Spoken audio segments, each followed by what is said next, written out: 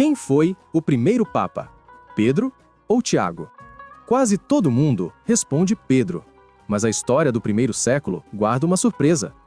Primeiro detalhe importante: o título Papa nem existia no tempo de Jesus.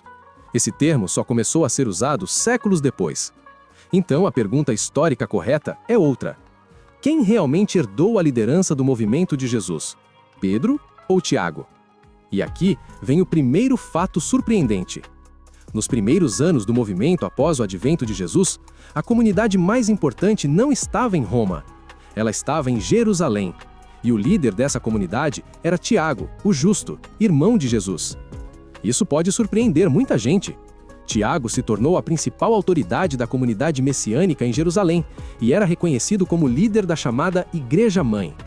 Mas existe um segundo detalhe histórico ainda mais interessante. No próprio Concílio de Jerusalém, descrito em Atos 15, vários líderes falam.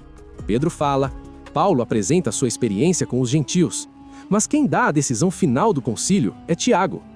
Ou seja, no momento mais importante de decisão da igreja primitiva, é Tiago quem determina o caminho. E não são apenas os textos bíblicos que dizem isso.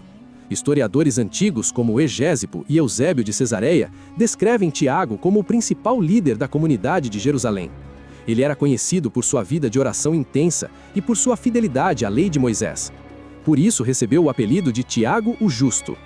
Enquanto missionários como Pedro e Paulo viajavam pelo mundo gentílico, Tiago permanecia em Jerusalém como a principal liderança da comunidade fundada por Jesus.